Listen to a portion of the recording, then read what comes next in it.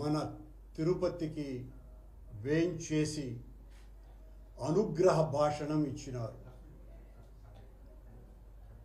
వారు నిన్నగాక మొన్న తిరుపతిలో అడుగుపెట్టి కాలినడకన వెంకటేశ్వర స్వామి దర్శనానికి వెళుతూ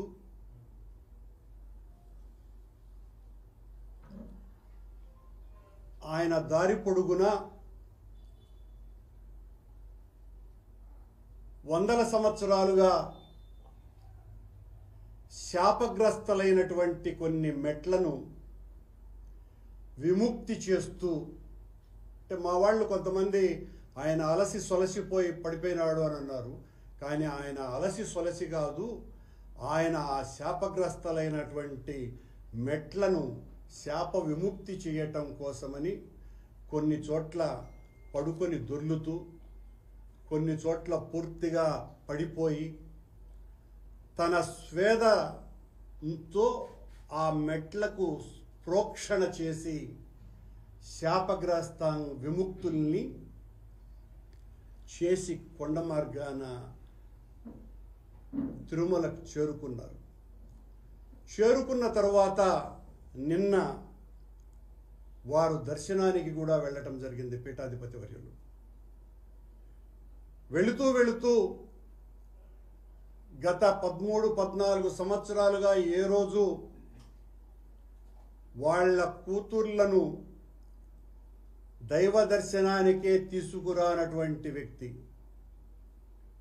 సనాతన ధర్మ ఆచారం ప్రకారము వెంకటేశ్వర స్వామి పట్ల అపారమైనటువంటి నమ్మకం కలిగినటువంటి వాళ్ళందరూ కూడా తమ పిల్లలకి 9 నెలలకో 11 నెలలకో తలనీలాలు తీయించేటువంటి సాంప్రదాయాన్ని ఏనాడూ పాటించకుండా సనాతన ధర్మ పరిరక్షణకు కంకణబద్ధుడైనటువంటి ఈ కొత్త పీఠాధిపతి వర్యులు నిన్న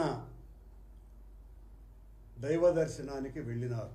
వెళుతూ ఆయన డిక్లరేషన్ మీద సంతకం చేస్తూ, ఇంతవరకు వాళ్ళ కూతుర్లను ఏ రోజు కొండకు దర్శనానికి తీసుకురానటువంటి వ్యక్తి చాలా గొప్పగా దాన్ని ప్రాచుర్యంలోకి తెచ్చుకునేటువంటి ప్రయత్నం కూడా చేసినారు.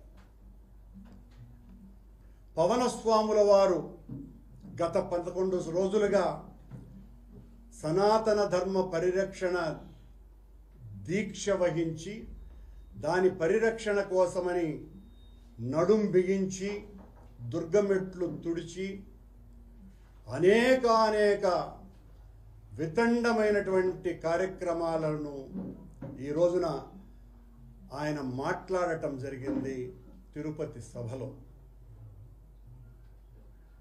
ఇది ఎలా ఉంది అంటే,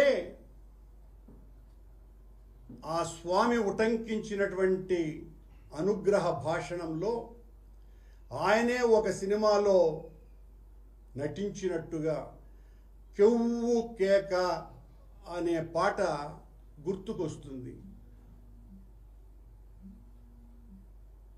అన్నానికి అరిటాకు, సున్నానికి తంబాకు, పుణ్యానికి స్వామి పాదాలు తాకు కెవ్వు కేక, ఓ బాబాజీ కెవ్వు కేక. సరిగ్గా బాబాజీని ఈ పవనస్వాముల వారు ఈ రోజున మొత్తం ప్రపంచానికంతా తేటతెల్లం చేశారు. అలాగే కొత్త దేవుడండి, కొంగొత్త దేవుడండి, ఇతడే దిక్కని మొక్కని నమ్మని వాళ్లకు దిక్కు మొక్కు లేదండండి అని చాలా స్పష్టంగా గుర్తు చేశాడు ఈయన. నా అనుచరులు, నా అనుయాయులు అంతా కూడా సనాతన ధర్మ పరిరక్షణ కోసమని నడుం బిగించి ఏమేం చెయ్యాలా అన్నది మార్గ నిర్దేశం చేశాడు. ఆ నిర్దేశంలో నేను రాజకీయాలు మాట్లాడను, సనాతన ధర్మ పరిరక్షణకు జరిగినటువంటి నష్టానికి ఈ రోజున నేను చేయబోయేటువంటి డిక్లరేషన్ అని తన ప్రసంగాన్ని ప్రారంభించి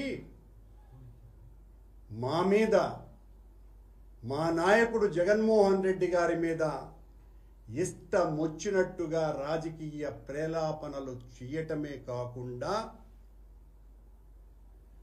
కోర్టులను కూడా